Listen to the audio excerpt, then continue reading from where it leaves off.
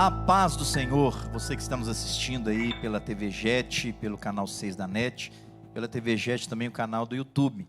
Você é muito bem-vindo no nome de Jesus. Obrigado, Eliane, essa equipe tão maravilhosa aí de adoradores, né, que estão sempre conosco, abrilhantando e nos levando à adoração. Mas graças a Deus nós estamos aqui para mais um bate-papo. Hoje nós vamos falar sobre suicídio, depressão na infância e na adolescência. Então vai ser um papo muito legal, porque eu tenho aqui psicólogos, tem pastor que trabalha com juniores, com adolescentes, e você vai poder fazer a sua pergunta ao vivo, através do WhatsApp, 99276-1292, o DDD é 31, vou repetir, 99276-1292, ou se você está no YouTube, você já pode fazer direto a sua pergunta no YouTube, tá certo? Ela vai chegar até aqui. Quero apresentar então aquelas pessoas que estão conosco. Enquanto nós vamos apresentando, quero que você ligue para alguém aí da sua casa, da sua família, para papais, você que sabe que os pais estão em dificuldade, você que tem acompanhado aí outras famílias, ligue para eles agora, passa um WhatsApp, diga que nós estamos aqui, vamos falar de um assunto muito importante, que é depressão e suicídio na infância e na pré-adolescência e também adolescência, tá certo? Aqui à minha esquerda, doutora Lucileia. Doutora Lucileia, ela é pastora aqui na igreja, ela é também psicóloga na Casa da Família, psicóloga clínica, é pós-graduada, fez algum outro curso? Pode falar aí pra gente. Pós-graduação, terapia cognitiva, comportamental. Não, pode trocar o cabo aqui, é ao vivo e assim, gente. Deixa eu apresentar então aqui, enquanto eles trocam aqui, o doutor Eugênio. Se apresente, doutor Eugênio também é psicólogo clínico. Sou psicólogo clínico, boa noite a todos, né, os telespectadores, boa noite a todos os presentes. Eu sou psicólogo, clínico, sou professor do Seminário Teológico Koinonia, atendo também na Casa da Família e sou capelão no Seminário Koinonia. Capelão. E ali do lado esquerdo do doutor Eugênio, nós temos a pastora Tirley. Pastora Tirley, trabalho com juniores, esse ano faz 9 anos que a gente está cuidando do Ministério de Juniores aqui na igreja, então já é um tempinho assim, bastante longo e de aprendizado para nós também, que tem sido muito bom, graças a Deus. Sou pastora aqui na igreja também, auxiliar no Ministério de Louvor. 9 anos cuidando dos juniores e adolescentes. Agora, esse ano. Você e seu marido, uma equipe muito linda, né? Acampamentos, esses negócios todos. E aqui, doutora, voltando para você de novo, doutora Lucilé, pode se apresentar. Eu sou terapeuta clínica, né? Eu tenho pós-graduação em sistêmica, terapia cognitivo-comportamental, especialização em psicossomática pela Universidade Federal e algumas outras coisas. Glória. E é pastora também aqui na igreja, pastora, né? da Igreja Batista de Getsemane. E também dá um apoio na Clínica da Alma. Sim, trabalho na Clínica da Alma há 15 anos. Glória a Deus. Eu tenho aqui, antes de nós começarmos as perguntas, enquanto você faz sua pergunta e convida também outro casal para estar aqui conosco, eu queria apresentar para vocês aqui a Bíblia da criança. Olha aqui, nós temos primeiro a Bíblia do bebê. Vê se está saindo legal aí, a Bíblia do bebê, tá, Mateus? A Bíblia do bebê, para você saber que tem Bíblia para bebê. Eu não sabia, fiquei sabendo agora. Me apresentaram ali na livraria, a Bíblia do bebê. Tem aqui também Bíblia para criança, Bíblia Crescendo com Jesus. Negócio muito lindo, com figuras, com histórias, né, falando as histórias de Jesus, os milagres de Jesus. Isso tudo é para você, papai, porque às vezes você fica sem saber o que fazer com seu filho. E também tem 365 histórias bíblicas, uma história para cada dia do ano. Olha que coisa linda. 365 dias, uma história a cada dia. Você pode contar para o seu filho, você pode ler com ele, você pode brincar com ele. E tem também este outro aqui. Olha aqui, só para você ver, olha. Estudando com a Bíblia, a família estudando com a Bíblia, da Sociedade Bíblica do Brasil. Olha aqui para você, tem lugares aqui para você preencher, colorir, para o pai, para a mãe, para o filho. Então tem muito material aí para os papais. Então, papai, mão à obra. Vamos começar aqui as perguntas. Deixa eu ver aqui uma pergunta. Antes, vamos passar o filme sobre, um vídeo sobre a depressão na infância. Tem o vídeo pronto aí? Vamos assistir esse vídeo.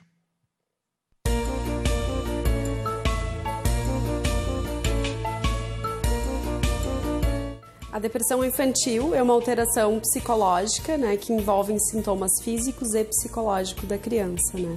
E ela é diferente da depressão em adulto, né, porque a criança se expressa de uma forma diferente. Existem diversos sinais que devemos ficar atentos, assim, né, para a depressão infantil. Um deles é a desatenção, né? A criança se torna mais desatenta.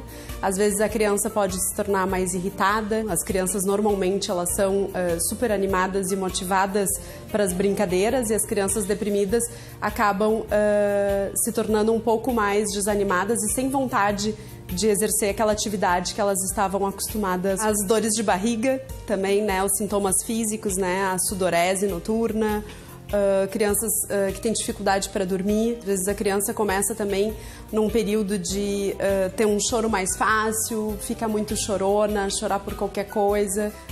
Se esses sintomas perdurarem por 2 semanas, né, ou 5 desses sintomas perdurarem por 2 semanas, é importante buscar um auxílio, né? É importante que os pais possam acolher os filhos, né, procurar entender o que está acontecendo, né, procurar auxiliar eles a nomear esses sentimentos, nomear esses sintomas, né, e o tratamento vai variar entre psicoterapia, né, e às vezes vai ser necessário um auxílio psiquiátrico e medicamentoso. Existem diversos fatores que podem desencadear a depressão infantil, né. Entre eles podem ser fatores socioambientais, né? Fatores que vêm de dentro de casa, enfim, de uma família de pais mais rígidos às vezes, ou de alguma questão que possa ter acontecido mais traumática na vida da criança. Mudança de rotina, né? Também pode desencadear a depressão. Muito bom, muito bom. Vocês têm ouvido esse depoimento aí, vocês têm trabalhado com crianças, com adolescentes, com os pais. Como é que tem sido isso para vocês? Tem apresentado muito casos assim, de depressão, de suicídio, de criança doente? Vocês têm que clinicar ou mandar para um psiquiatra para receitar remédios, né? Como é que tem sido isso aí para vocês? Vou deixar aberto. Quem quiser falar primeiro pode falar alguma coisinha, só nessa introdução. Bem, o índice de depressão nas crianças e na adolescência, ele aumentou terrivelmente na última década. Não se tinha casos de depressão antes dos anos 70. Não se falava disso, só tinha depressão os adultos. E, atualmente, tem sido em torno de 13% das crianças e adolescentes têm tido depressão. Esse aumento tem sido muito considerado porque não se sabe lidar com isso. Não se sabe lidar com uma criança com depressão, com um adolescente. É novo nesse assunto. Totalmente novo. As famílias têm procurado ajuda. Eu não sou especialista em crianças, só a partir de adolescência, né? Existem os psicólogos que são especialistas, né, são os psicólogos infantis, porque eles não trabalham como nós trabalhamos com os adultos, né, que sabem falar, que sabem verbalizar os sentimentos. Então, as crianças elas são trabalhadas pelos psicólogos através dos brinquedos, que é a ludoterapia.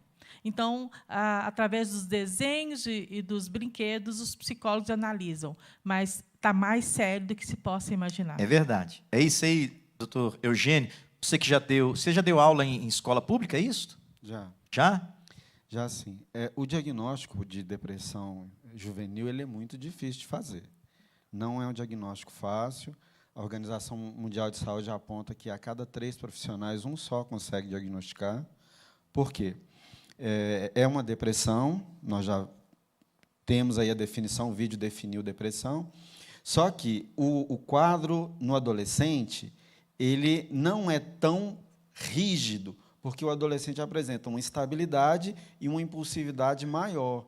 Então, é aparentemente normal uma certa inquietação e uma certa dificuldade até de aprendizado no auge da adolescência. Nós estamos falando aí daqui da pré-adolescência, né? Que é de 10 a 14. Nós podemos falar também das crianças, por exemplo, a partir de 5 anos para frente. Então, a Organização Mundial de Saúde define assim, pré-adolescência de 10 a 14. 10 a 14. Tá?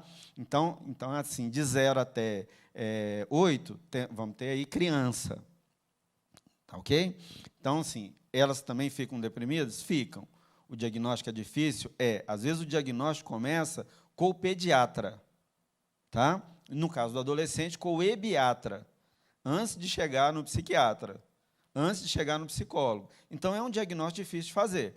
Então, primeiro é a família lidar com a dor, que é a dor do filho, a dor da angústia, que já é difícil de se admitir. E depois lidar com a dor da cura, que é uma outra dor difícil de admitir. Por que é um diagnóstico difícil?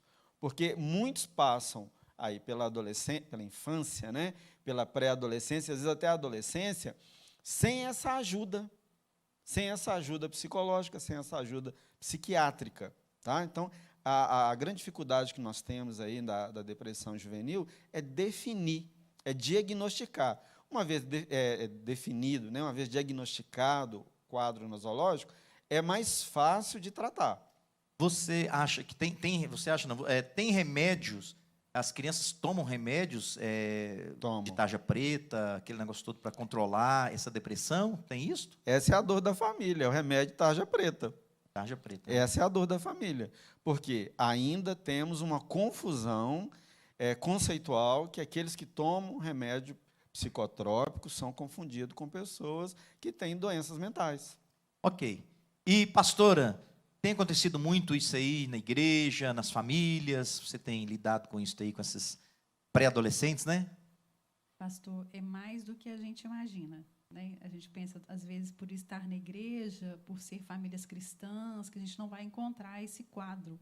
E, muito pelo contrário, a gente encontra, e às vezes, eu penso que talvez no contexto nosso de igreja, a gente consegue até perceber um pouco mais, porque o momento, por exemplo, de culto de 10 horas da manhã, que é um culto super alegre dos juniores, que é onde a gente reúne o maior número de crianças, né, de juniores, é muito fácil você identificar um menino que não se alegra, que não pula, que não canta, que não... nada a gente consegue Ele é diferente fazer. dos outros, né? Ele é diferente dos outros. Então, o nosso olhar já fica atento àquela criança. Tem algum problema, a gente precisa sentar e conversar. Aí então, vocês procuram os pais? Como é que a gente tem um primeiro contato com ele e depois a gente, caso necessário, a gente identificando essa situação, a gente procura os pais para poder conversar com os pais. Ok. Porque um certo isolamento é normal, mas o isolamento, quando ele é excessivo, ele acaba prejudicando a socialização. O que precisa ser levantado aí inicialmente é isso. Igual ciúme, né? Ciúme é normal, todo mundo tem que ter um pouquinho de ciúme. Agora, um grande ciúme, aí já tem algum problema, né? O zelo, cuidado. Pastor, e tem uma outra situação, tem um outro quadro, porque tem a criança que se isola e tem aquele que é arteiro demais. Aquele extravasa. Ele extravasa demais. Então, não obedece, não atende um comando de jeito nenhum. Quando a gente senta para conversar, que você vai descobrir o que tem por trás daquilo ali, com certeza a gente encontra um problema. Aqui, já estão chegando as perguntas aqui. Como é que um pai faz, doutora Lucileia, para ele tentar identificar essa depressão, esse isolamento do filho, essa tristeza, né? Porque às vezes o pai acha normal. E como é que o pai faz para identificar isso aí? O que ele tem que olhar? O que acontece é uma mudança de comportamento.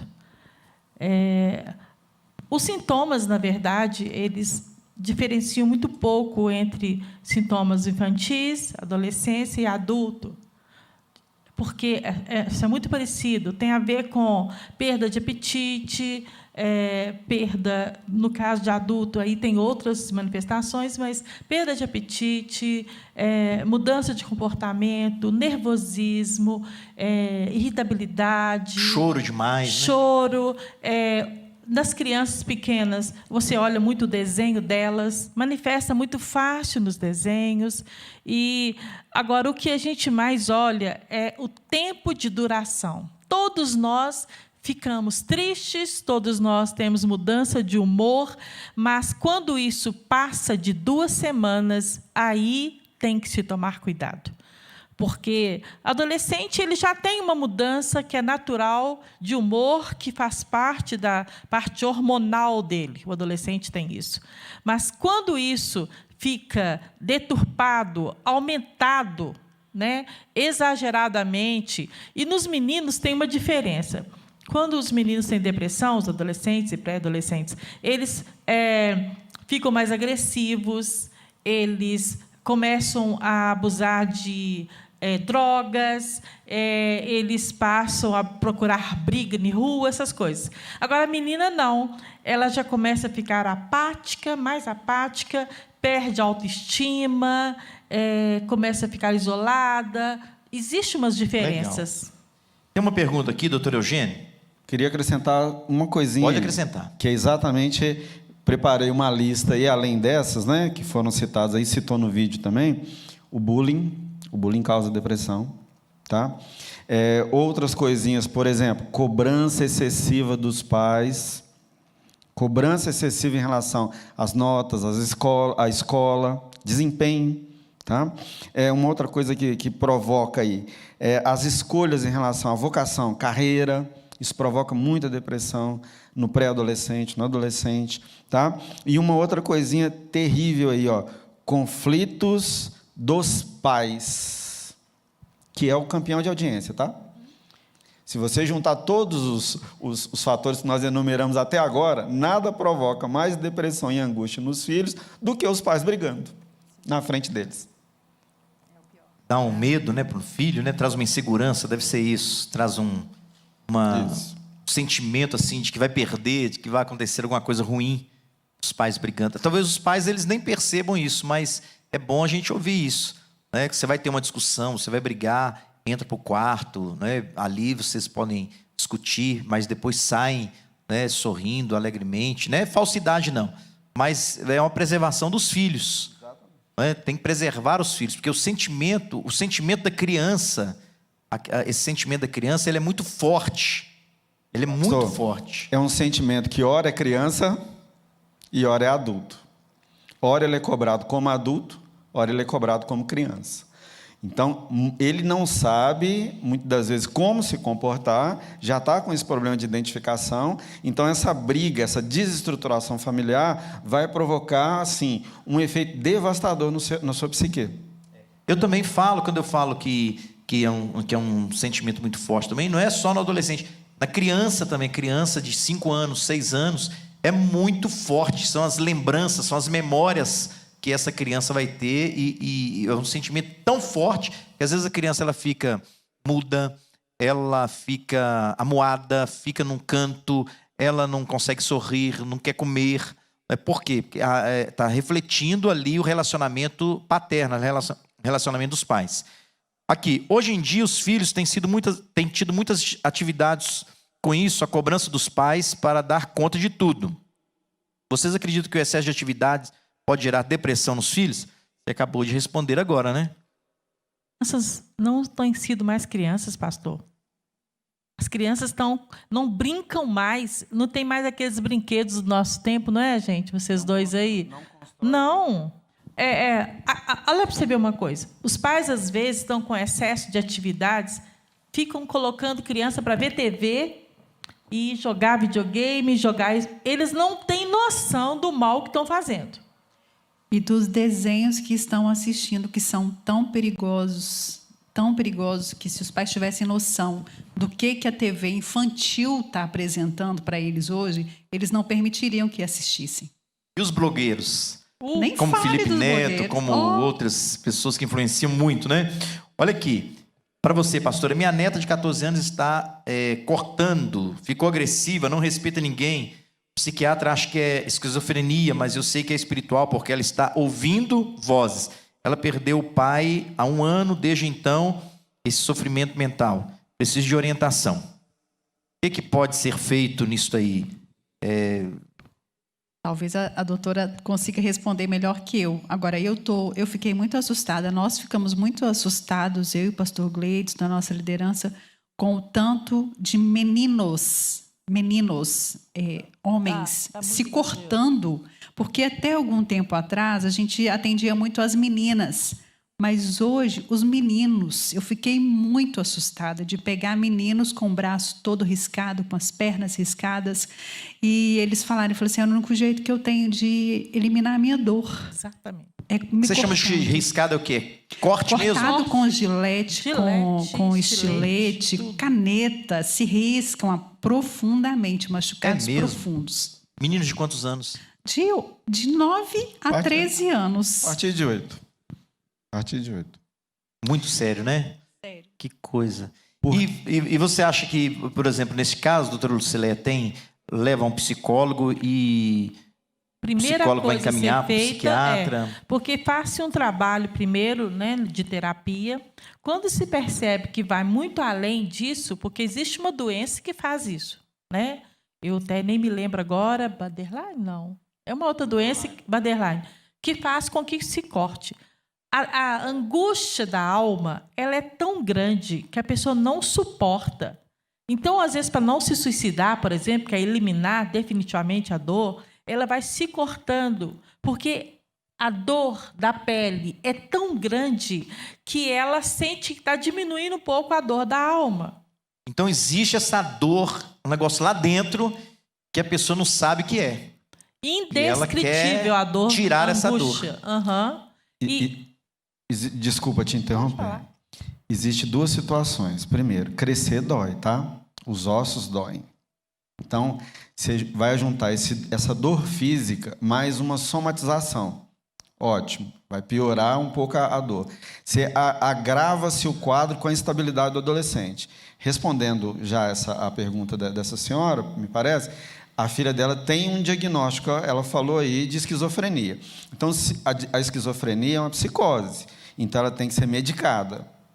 Só oração não vai resolver, ela tem que ser medicada. Pode trazer para a igreja, pode orar, pode fazer fisioterapia, pode fazer terapia, mas precisa ser medicado, porque sem o remédio a esquizofrenia não se equilibra. Ok? E se ela fala de uma perda, nós não falamos isso passou aí desapercebido, mas é um outro problema que o adolescente enfrenta, que é a perda. Uma perda traumática, um divórcio, a perda de um pai, da mãe. E ela parece que na minha memória diz que ela perdeu o pai. Então, essa perda do pai, um divórcio, uma mudança, podem gerar também um estado depressivo. Pode também, uma outra situação, ter possessão. Não nesse caso aqui, que a gente já viu que ela tem um diagnóstico, né? Mas pode ter a possessão também. É a criança que ela... Você falou, pastora Tilly, sobre os filmes.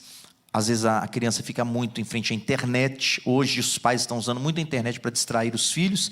E talvez isso está prejudicando espiritualmente o filho. Ele sendo influenciado, né? E aí tem possessão. Eu já cuidei de crianças e adolescentes. Eu já vi crianças possessas. A primeira vez que eu vi, eu não acreditei que meninos tão lindos, tão bonitos, pudessem ficar possessos. Mas aí eu aprendi a lidar com aquilo, porque eles ficavam possessos mesmo, e nós tínhamos que orar e expulsar aquele demônio.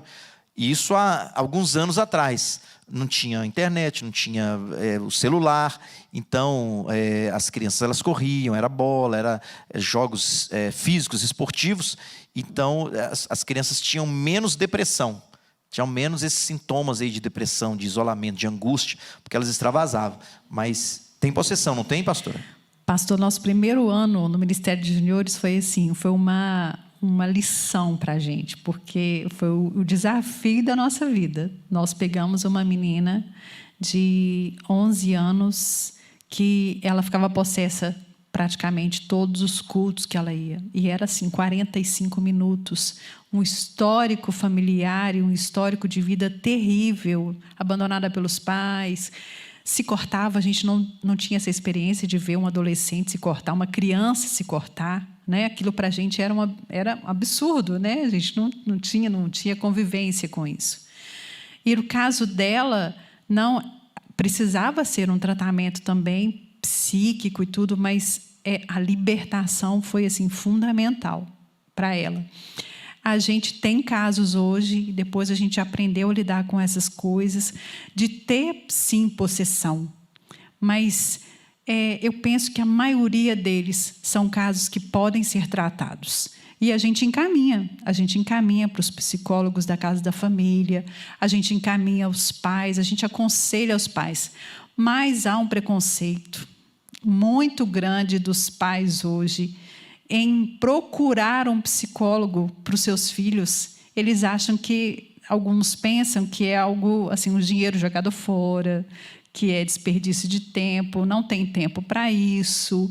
E a criança vai sofrendo, ele continua com aquele problema até chegar a uma situação grave, que é o de se cortar. É verdade. Eu não poderia deixar de falar aqui do Colégio Batista Getsemane, que é um colégio cristão, que é aqui da Igreja Batista Getsemane, que tem ajudado muito os pais, tem identificado alguns sintomas e tem procurado ajudar, estar junto com os pais. Igreja e colégio fazem uma parceria muito linda. A doutora Eugênia, que já deu aula em escola estadual, você vê essa diferença. Também esteve no Colégio Batista Getsemane. Fui coordenador de disciplina no Colégio Batista Getsemane.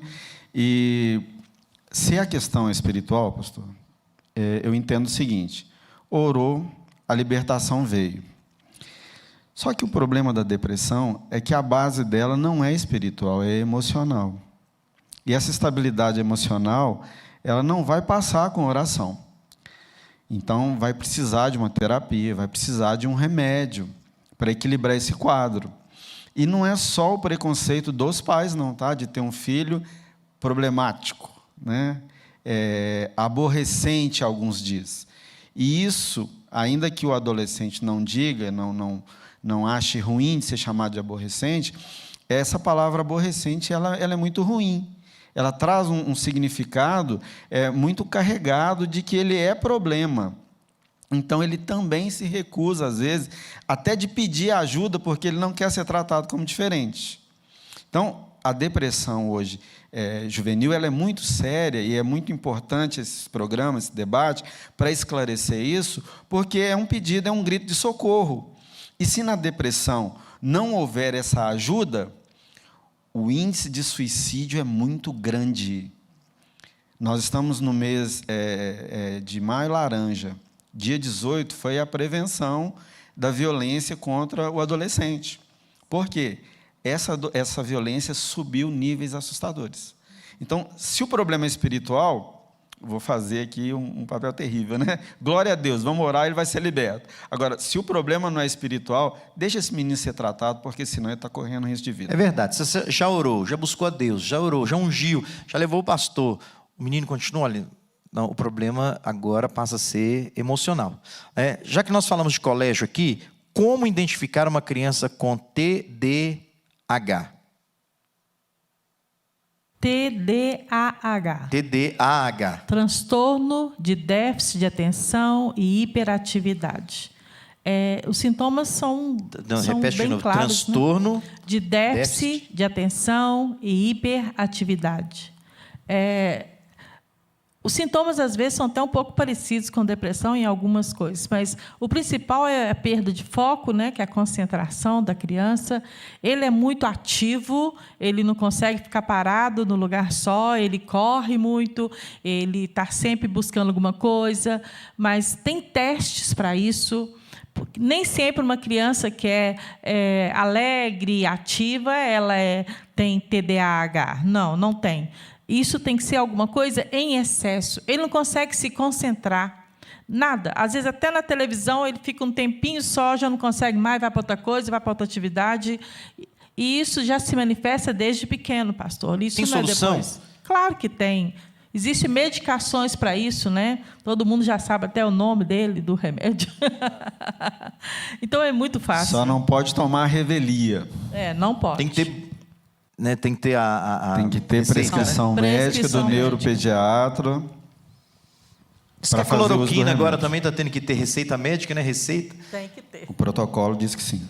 Pastor, e eu aconselho aos pais a não demorarem muito para procurar ajuda para essa criança, porque eu vou falar de experiência própria. Meu filho teve TDAH desde o primeiro, do fundamental lá, que a gente começou perceber essa irritação. Nunca teve paciência para assistir uma TV, nunca teve paciência para jogar videogame, nunca jogou, não gosta. Mas a gente só foi acordar. O pastor Eugênio sofreu muito com ele, porque foi o coordenador dele. A gente só foi acordar de que o Caio precisava de uma ajuda e que precisava de tomar um medicamento.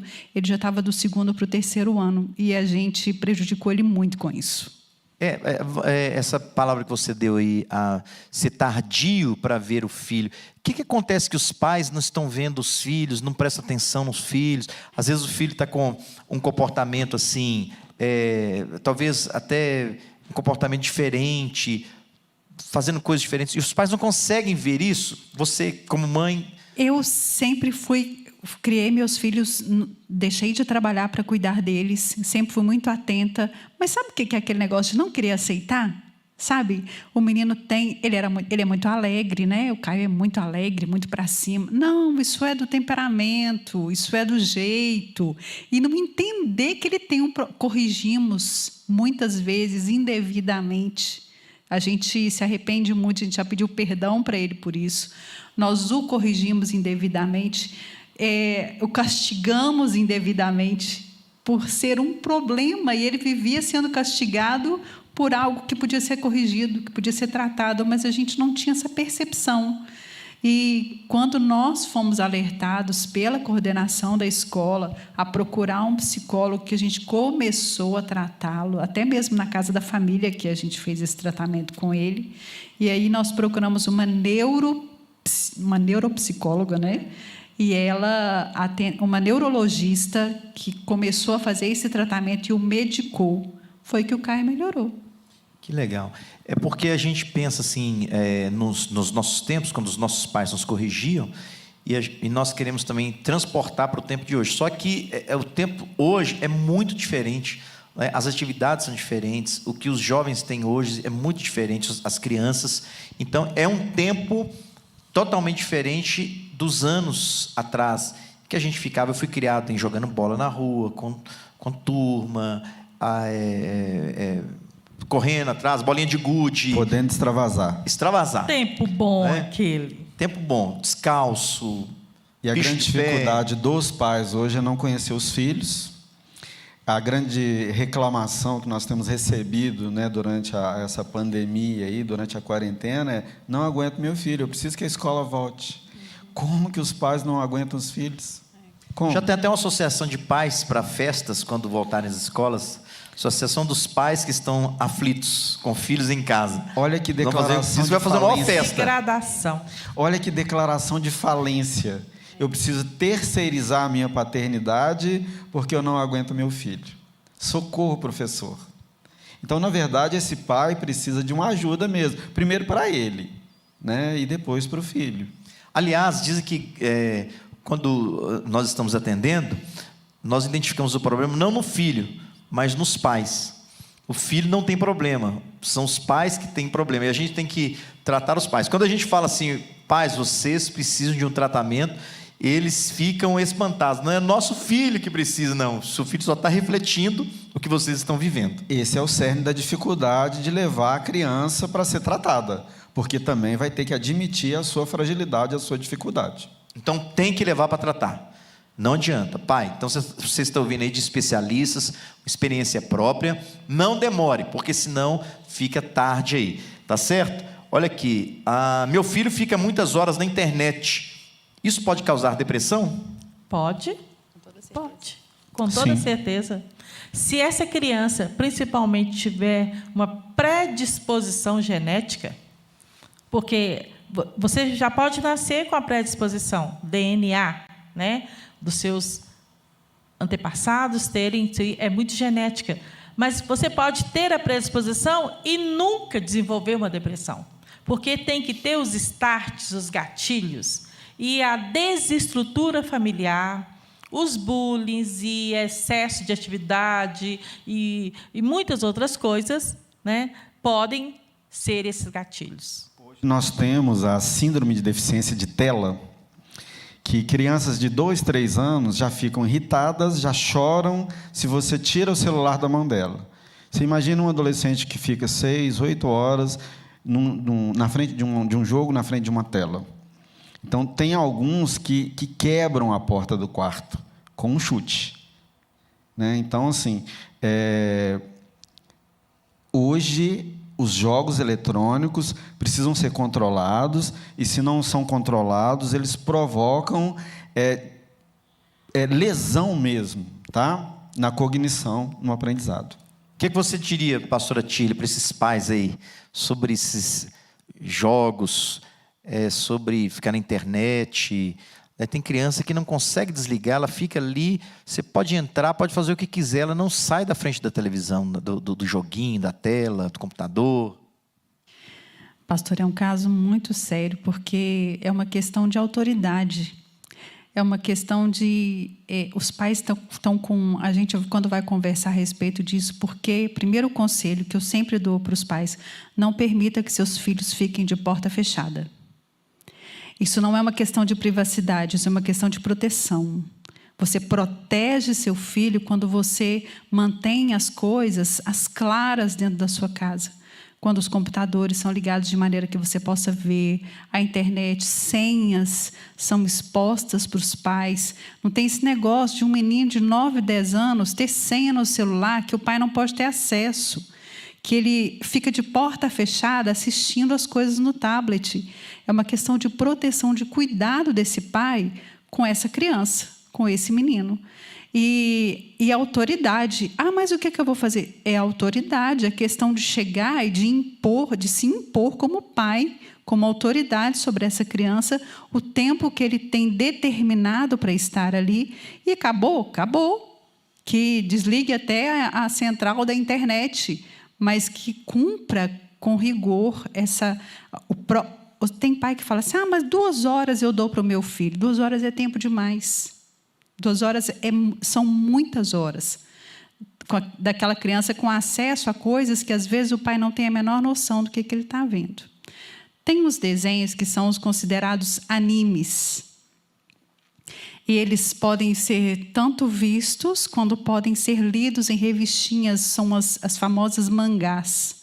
Pastor, a maioria dos desenhos de animes, eles são tenebrosos, eles são tendenciosos a suicídios, a depressões, são macabros os desenhos, não tem beleza neles, não tem cor, não tem vida neles. E os pré-adolescentes estão muito ligados nos mangás. As crianças também, né? Porque eu vejo os pais soltando tablet, o celular na mão do filho, para o filho distrair, e o filho fica ali, se deixar, o filho fica o dia inteiro com aquilo ali. Tem que ter um limite. Pensa um desenho que todo mundo... Eu já vi muitos pais colocando bebezinhos de 6 meses com o tablet na frente do carrinho para ele assistir, é a tal da Peppa. A Peppa, ela é desequilibrada, ela grita com os pais, ela xinga o pai. À mesma hora que ela é uma pessoa dócil e sorridente, ela já é extremamente agressiva e irritada. E é isso que o bebê está recebendo. E isso ele vai levar, isso é ensino. À medida que ele vai assistindo ali, o desenho dura 30 minutos. Cada episódio. E, às vezes, é um desenho atrás do outro, é um episódio atrás do outro. E esse bebê está se alimentando daquilo ali. O dia que ele crescer, para essa mãe tirar isso dele, é muito mais difícil do que se ela tivesse não permitido que essa criança tivesse acesso a esse tipo de desenho. Muito sério, né? Essa questão de deixar o filho com o celular, a criança. Tem um desenhozinho no Discovery Kids que ele é feito de caveirinhas, monstrinhos, aquela figura da morte também é um bebezinho. E os meninos estão crescendo, se acostumando com essas imagens e com essas figuras depressivas. E tem criança que vira para a gente hoje e fala assim, mas Jesus vai me proteger do quê? Ele não tem medo de nada. Ele não tem medo da morte. Ele não tem medo do vampiro, ele não tem medo do monstro. Ele não tem medo de nada, ele não precisa de Jesus. É verdade. Olha aqui, o que leva uma criança a desenvolver tics? Tem tratamento? Tics? Tiques nervosos? Tique nervoso, né? Manias? Mania. Tem tratamento? Alguém perguntou isso aqui agora. Tem. Tudo tem tratamento, pastor? Tudo tem jeito. Tem jeito. As manias, elas são neuróticas, né? O transtorno obsessivo-compulsivo, tá? Elas podem ser base também para criança ou adolescente se cortar. O corte aí, ele também era fruto não só do borderline, mas também de manias neuróticas, porque alivia. Porque esse corte que se dá, ele substitui de forma catártica um exercício físico, tá? Então, Agora, assim, você falou em cortes aí, como é que nós vamos lidar? Como é que o pai pode lidar com a automutilação, se o filho já tentou suicídio, já cortou, já pegou o filho correndo, foi para o hospital? Como é que o pai vai lidar com isso, e com essa criança ou com esse adolescente? Mais com o adolescente, né? Como é que ele pode fazer para lidar? Criança também? Como é que ele faz agora? criança também. Criança também se corta. Às vezes ele aprende com o pai e a mãe. Ai, Jesus. Nós somos exemplos das crianças, nós somos exemplos. Então, tudo que a gente faz... Eu sou terapeuta familiar, né? O senhor sabe, o senhor me vive mandando os casais. Mas, assim, você é o espelho. Então, se não existe uma estrutura familiar, provavelmente, lá embaixo, vai sofrer mais do que nós. Porque nós temos uma estrutura emocional, um desenvolvimento psicoemocional, e a criança não tem. Eu ia completar, quando você está falando do caso das TVs e vídeos, é que a criança não sabe distinguir, às vezes, o que é real, o que é aquilo que está só na TV. Então, por exemplo, passa cenas em que tem coisa que ela não tem, por exemplo, ela começa a sentir aquela angústia de não possuir as coisas, começa a ter, por exemplo, pessoas que vivem uma vida muito melhor, que ela é muito mais feliz, ela começa a sentir angústia e frustração. Todos esses sentimentos vêm pela TV, inclusive, pelos vídeos, pelos blogs, pelos Instagrams da vida. Tem criança pequena com Instagram, pastora? Tem. E de 6 a 7 anos ele não sabe discernir Não isso. sabe discernir o que é real, o que é imaginário. Então, essa angústia, ela traz depressão. Ela traz depressão. Agora, tem uma pergunta aqui. Como é que eu recomeço... como é o recomeço de um adolescente ou jovem que tentou suicídio? Então, o jovem tentou um suicídio. E agora a família socorreu... Ele está lá, certamente ele vai ficar meio envergonhado, né? Sim, querendo até sair do convívio. E como é que a família faz? Amor, pastor. Amor, aí. Amor. O amor é o melhor remédio. Abrace essa adolescente, essa criança, demonstre carinho, fala assim, olha, você é nosso. Você tem uma família, você tem pessoas que te amam. Isso é o melhor remédio. Claro que ele vai fazer terapia, claro que ele vai usar uma medicação, ou um ansiolítico, ou um antidepressivo, que seja, mas o amor, o acolhimento. Tem uma pergunta aqui, existe alguma relação entre o suicídio e DNA? DNA mesmo? DNA não. Não é hereditário, o suicídio não é hereditário.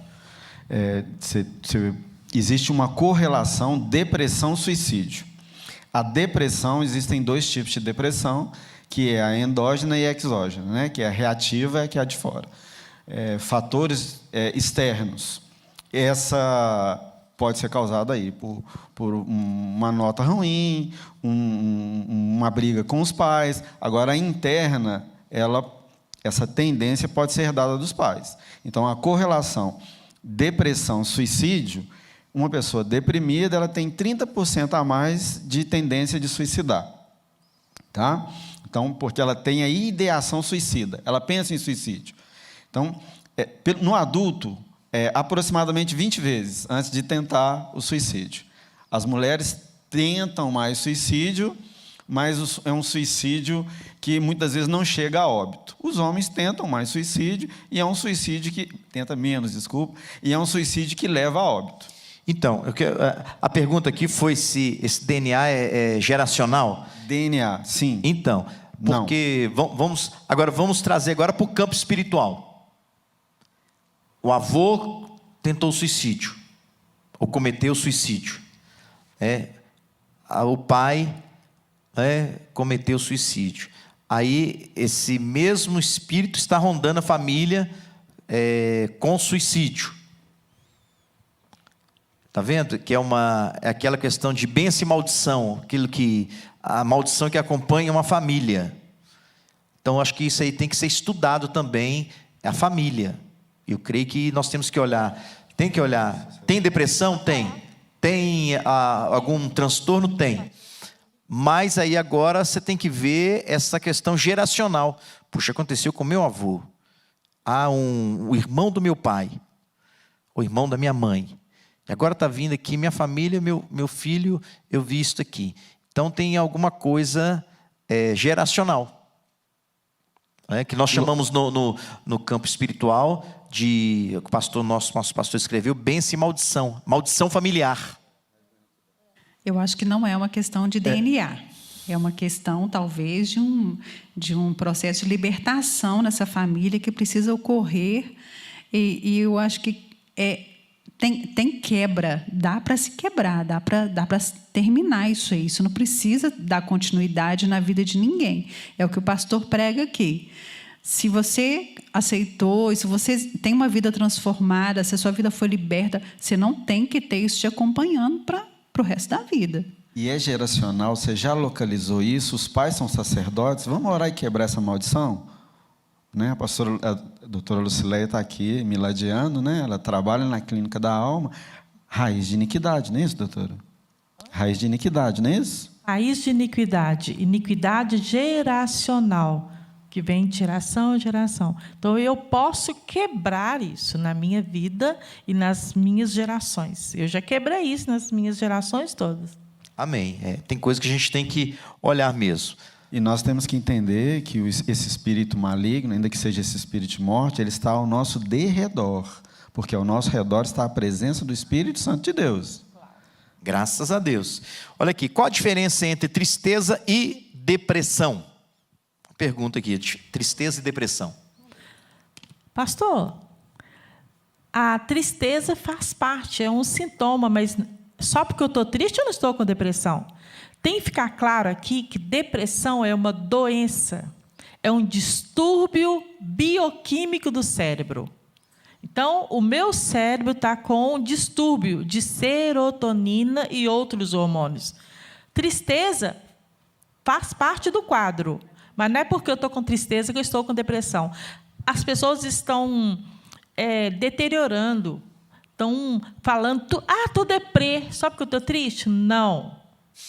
Não pode. As pessoas usam muito disso, né? Toda depressão leva ao suicídio? Não, nem toda depressão leva ao suicídio, não. É uma tendência, né? É uma tendência. Então, e ainda aí sobre essa questão da tristeza, se no adulto uma tristeza, vem e vai embora, e tem uma causa, está triste por alguma coisa, no adulto ela pode durar até 4 meses. Agora, na criança, 2 semanas você já se mobilize. Porque não é normal uma criança ficar 2 semanas triste. E essa tristeza que ela não sabe de onde vem, que ela não sabe dizer qual que é a causa. Essa é a diferença básica. Tem uma pergunta aqui que eu acho que já foi respondida, mas chegou aqui, as pessoas não devem ter ouvido. Pressão e cobrança levam à depressão e também ao suicídio? A segunda causa. É a segunda causa, foi falado. Muita pressão, muita cobrança, leva a isso aí. Agora uma pergunta para o teólogo aqui. Agora o senhor vai deixar de ser psicólogo e será pastor. Quem suicida vai para o inferno? Como teólogo, eu posso devolver a pergunta. O inferno já foi inaugurado? Essa é uma pergunta clássica, né? Se os suicidas herdarão o reino do céu. Olha, o único pecado que não há perdão para ele é a blasfêmia contra o Espírito Santo. Norman Geisler, no livro dele sobre ética, ele vai defender que o suicida, ainda que por frações de segundo, ele tem oportunidade de arrepender. E o arrependimento é a base para aquele que quer ser salvo.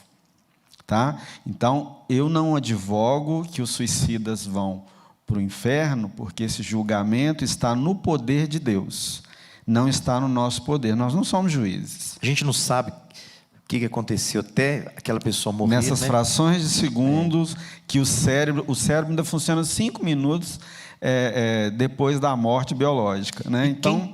E quem tenta o suicídio é uma pessoa que está no último estágio. Ela já não tem... Ela já deve ter tentado, não conseguiu, faculdades mentais normais. Então, ela não está no seu estado normal de consciência. O estado de consciência está alterado. Nós podemos até discutir isso mais prolongadamente, né, ou pelo e-mail, ou por um debate assim, porque na televisão não dá para tratar tudo isso. Mas a motivação suicida, ela é muito diversificada.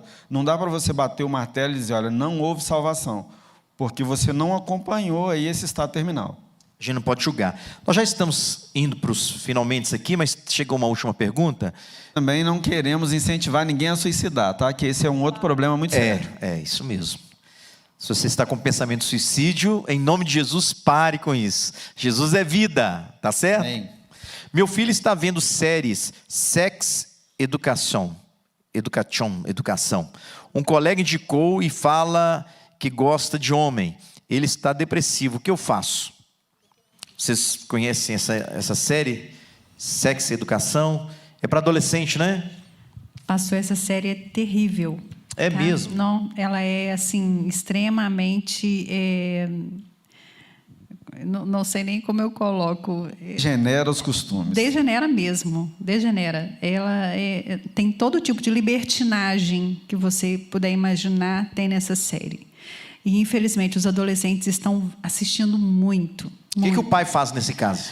Olha, a mãe? A primeira coisa a primeira situação que eu acho que, para chegar a um ponto do menino assistir uma série dessa, se ele é por curiosidade, senta e conversa, aconselha, né? Esteja atento ao que seu filho está fazendo. Isso é a primeira atenção que o pai tem que ter, é a tudo que o filho faz, o que rodeia a vida desse menino durante o seu dia, os seus amigos, as influências que ele recebe, de onde que está vindo.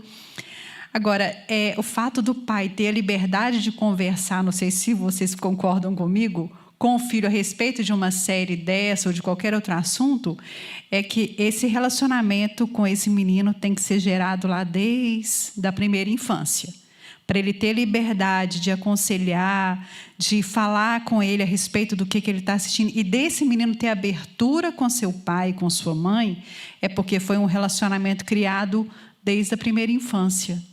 Não adianta ele não ter tido esse relacionamento, e agora que ele é um adolescente, que já está nessa fase complicada de transição, de achar que sabe das coisas, né? Ele querer vir se impor, ele não vai conseguir. Pastora Tília, ele vai tirar a série e vai colocar o quê no lugar? Pois é. Que complicado, hein? Lá em Deuteronômio 6, de 4 a 9, dá a receita para esse pai e para essa mãe, que principalmente tem filhos que está começando agora. Ensine seu filho, anda com ele, é pelo caminho, é ao levantar, é ao deitar, é à mesa, comendo com ele. Isso significa relacionamento, isso significa intimidade. Ele vai ter sempre, se esse pai começa desde a primeira infância a preservar esse conceito da palavra de Deuteronômio 6, esse pai nunca vai ter problema de ter um relacionamento, de conversar sobre qualquer coisa com seu filho. Agora, eu creio que se o pai está nessa situação, ele pode procurar. Nós temos aqui um departamento de adolescentes. Todas as igrejas evangélicas têm um departamento de adolescente. Pode pedir os adolescentes da igreja para fazer uma visita para o seu filho, o líder do adolescente para fazer uma visita, fazer uma ligação, né, para ver se consegue tirar esse adolescente de casa, entrosá-lo num grupo de adolescentes cristãos, onde ele vai para um acampamento, vai ter um jantar, vai ter brincadeiras, aí ele vai mudar, né, porque isso é muita influência também.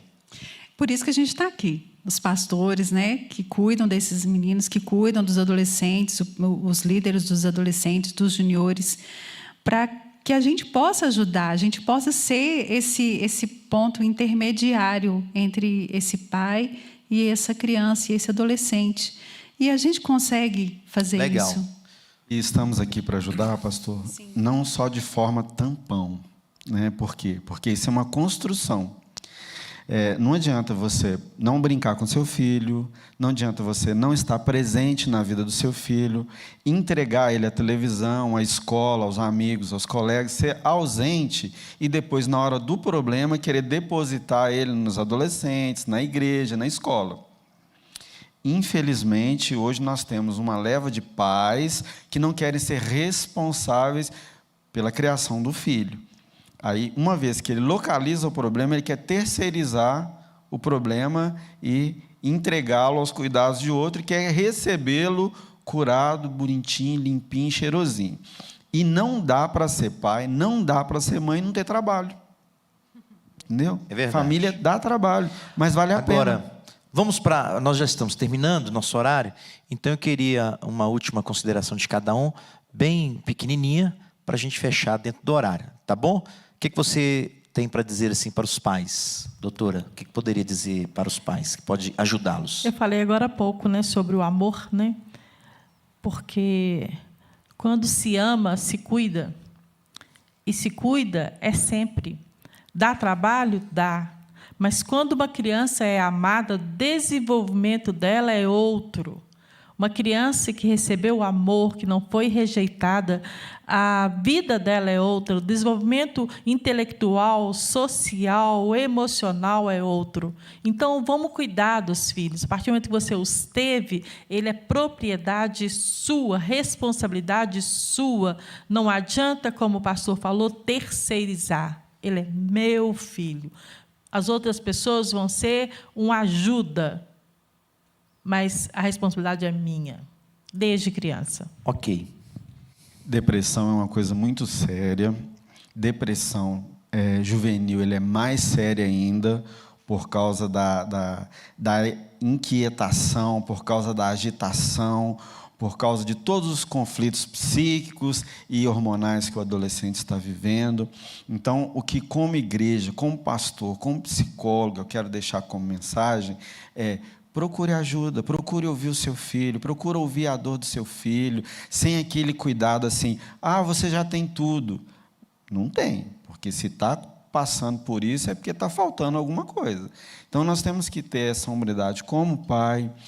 A minha filha, ano passado, passou por um processo assim, ela sofreu um acidente na vista, esse acidente na vista mergulhou ela num quadro depressivo, né? E eu, como psicólogo, não pude ajudá-la. Tive que levar a um outro psicólogo. Tive que levá-la ao psiquiatra. Então, nós temos que ter essa humildade de pedir ajuda. Quando pedimos ajuda, recebemos ajuda. Você que está aí, você não está sozinho. Como igreja, como cidadão, como pessoas, estamos aqui para te ajudar. Deus está presente na sua vida também para te ajudar. Tá? Tem solução. Graças a Deus. Glória a Deus. Pastora Tilly, você tinha um livro aí para mostrar para o pessoal? Você está indicando esse livro? Pastor, eu estou indicando porque a criança é o nosso primeiro discípulo. Se a gente não puder discipular os nossos filhos, Mostra a gente não pode discipular ninguém. Ou então, aí, esse livro, ele chama A Idade da Oportunidade. Qual que é o nome autor? é Paul David Tripp. Esse livro ele ensina muito a gente, ajuda muito a gente com a questão de aproveitar as oportunidades de ser ministro sobre a vida dos nossos filhos. E eu tenho aprendido muito com ele, até para tratar com os juniores, com os adolescentes, com mães que procuram a gente, né? Um conselho que eu quero dar para os pais, eu queria pedir, por favor, que o seu pastor Eugênio já falou, escute seu filho. Ouça o que ele tem a dizer. Eu tenho visto um trocar de valores, uma troca de valores muito grande, de pais que às vezes ouvem uma criança que tem 3 anos de idade, o que ele quer, o que ele deseja, do que ele gosta, mas quando chega na idade de verdadeiramente ouvir o filho, a necessidade que ele tem, ouvir sem julgá-lo, porque às vezes você vai ouvir e não vai ouvir o que gosta, não vai ouvir o que quer, você vai ouvir um problema que o menino está passando, e nem sempre é bom. E a tendência nossa como pai é já ficar nervoso e corrigir o filho, já ser agressivo porque ele está falando algo que a gente não concorda. Escuta até o final e aproveite a oportunidade para ser ministro de Deus sobre a vida do seu filho. Boa dica. Qual que é o horário da reunião dos juniores aqui da igreja? E qual que é a idade? De 9 a 13 anos. Agora a gente não está reunindo no horário normal, mas a gente ainda está tendo culto todos os domingos de 18 às 19 horas, lá no Salão Pérola. E os adolescentes da igreja? Os adolescentes estão tendo na sexta-feira, de 7h30 às 9h30, e aos domingos pela manhã. Eles têm células onde eles se reúnem? Tem células, pode ligar aqui para a igreja, pela sala da juventude, pedir para falar lá que o pastor Pedro ele vai orientar os meninos quanto ao número de células que tem. Você quer deixar o seu telefone para o pessoal? Posso sim. O meu contato é 31 99275 6932. E para falar com os adolescentes, pode ligar na secretaria e pedir para ser transferido para a sala da juventude, que eles vão te auxiliar lá também. Ok. Gente, eu gostaria também de deixar esse livro aqui do pastor Jorge. Este livro aqui, olha, Formando uma Geração, Abençoados, Vencedores, Sábios, Palhaços, Idiotas, pastor Jorge Linhares. Esse livro tem ajudado muitos pais. O que você está formando? Qual é a geração que você está formando? Você vai ter uma geração de filhos abençoados, vencedores, sábios, palhaços ou idiotas. Eu ouvi o pastor Jorge pregando isso aqui na igreja. É uma tremenda de uma mensagem. Vale a pena você adquirir esse livro na editora Getsemane ou aqui na igreja em um dos cultos, tá certo? Nós estamos terminando aqui. Eu queria agradecer a doutora Lucileia, doutor Eugênio, pastora Tirley, pela participação de vocês aqui. Foi muito bom, né? Os pais interagiram, houve um crescimento muito grande. É porque eu tenho um canal no YouTube e eu tenho muitas ministrações sobre depressão e suicídio. Tem um que eu falo bastante, né, com todos os detalhes. O título é Diga Não ao Suicídio e à Depressão. Tá? Qual que é o canal? Lucileia Gonçalves, psicóloga. Lucileia Gonçalves, psicóloga. Gente, anota aí, Lucileia Gonçalves, psicóloga. Esse nosso bate-papo aqui vai ficar no YouTube, tá certo? Eu também vou pôr no meu canal, PR Daniel Fialho. Você vai achar lá também, aí você pode pegar tudo isso que nós estamos dando aqui, essas dicas. O senhor ia falar alguma coisa, doutora Eugênia? Não, só agradecer a oportunidade. Ok, isso é muito bom. Então, gente, nós estamos fechando aqui esse bate-papo. Na próxima quarta-feira, todas as quartas-feiras, após o primeiro culto que nós temos, nós começamos às 19h30, vamos até 20h30, e depois de 15 para as 9 até mais ou menos esse horário, 10 horas. Nós sempre temos um bate-papo. Semana que vem, nós vamos ter aqui um bate-papo sobre sexualidade conjugal. Tá certo? Sexo no casamento. Vamos trazer aqui uma sexóloga, uma mulher para falar aqui sobre sexo para os casais. Vai ser um negócio muito legal. Se prepare aí que vai ser quentíssimo, vai ser uma bênção. E para você, nós falamos aqui sobre os pais. Não queira ter filhos, queira ser pai. Nós estamos vendo que muitos pais estão descobrindo o que é paternidade agora na quarentena, porque não tem avó, não tem uma empregada, não tem a escola para deixar os filhos. Então eles estão tendo que ser pais. Você é pai, você é mãe. Então conscientize-se disso e mergulhe nisto aí. Você tem filhos, você está preparando uma geração, tá certo? E como eu falei aqui, tem que ser uma geração de abençoados. E você pode nos procurar, a Igreja Batista Getsemane, aqui em Belo Horizonte. Nós temos mais de 50 igrejas aqui em Belo Horizonte, pequenos núcleos, missões. Você pode procurar também uma das nossas igrejas. Todos eles, nós temos orientação para crianças, para adolescentes e para jovens. E para casais também, para a terceira idade. O que você precisar, nos procure. 31 3448 9898, ou falecompastor.com.br. Você pode escrever também um e-mail para nós, tá certo? E que Deus te abençoe. Vai aparecer na tela aí, na sua tela, os nossos números de contas, onde você pode nos ajudar participando, ofertando, colocando o seu dízimo. Você que é de outra igreja, você coloca o seu dízimo na sua igreja. Se você quiser ofertar, é uma bênção, pode ofertar, mas o dízimo é para a sua igreja, para ajudar a sua igreja, que com certeza eu sei que eles estão ajudando muitas famílias, como nós estamos ajudando aqui, com cestas básicas, ajudando a pagar aluguel, socorrendo pessoas desempregadas, missionários no campo, onde nós não podemos deixá-los, não podemos esquecer dos nossos missionários.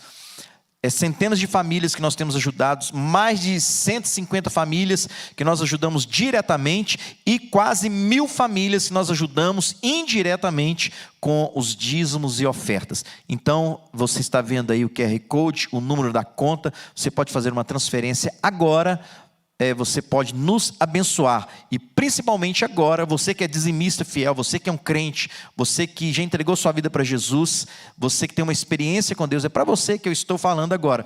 Este é o nosso momento, que Deus conta com você, com a sua fidelidade, e o momento de você mostrar a sua fidelidade é este, na hora da crise, na hora da pandemia, onde somente você e Deus estão ligados um ao outro, estão sabendo, né? Deus é quem sabe o que você está fazendo, Deus é que sabe do seu coração. Então, você pode ser uma bênção, pegando uma das nossas contas aí, escrevendo e fazendo agora a transferência. Tem um QR Code, chega aí a câmera do seu celular em frente à televisão no QR Code e você já cai direto numa das nossas contas. Que Deus te abençoe, obrigado por você ter ficado conosco até aqui. Este é um bate-papo do Ministério com Famílias, aqui da Igreja Batista Getsemane. E nós queremos abençoar a sua casa, abençoar a sua família. Nós temos aqui uma livraria, a Editora Getsemane, nós temos o Colégio Batista Getsemane, nós temos a Clínica da Alma, que ajuda muito os pais, tem um departamento infantil muito lindo, que tem também muitas coisas boas para você. Vamos fazer uma oração, que Deus te abençoe, e o que você não conseguiu ter resposta aqui, busque ajuda conosco. Vamos orar. Meu Pai, nós agradecemos ao Senhor por esse momento tão especial e tão importante, onde nós estivemos aqui com irmãos queridos, pastores, psicólogos, que, ó Deus, se dispuseram para ajudar famílias. Nós te agradecemos, Pai, por esse espaço aberto aqui, pela vida do pastor Jorge, nosso pastor, que tem abençoado centenas e centenas de famílias e tem nos proporcionado aqui este momento tão especial. Eu peço que o Senhor abençoe estes pais, que o Senhor dê sabedoria a eles, que o Senhor dê a graça a eles, deles conduzirem os seus filhos debaixo do temor do Senhor, de acordo com a tua palavra, de acordo com os princípios divinos. Que o Senhor guarde cada criança, que o Senhor guarde cada pré-adolescente e adolescente, livra-os de todo mal, dos ataques e ciladas de Satanás, que tenta, Senhor Deus, matar e trazer doenças às famílias. Nós abençoamos a sua casa, meu irmão, nós abençoamos a sua família.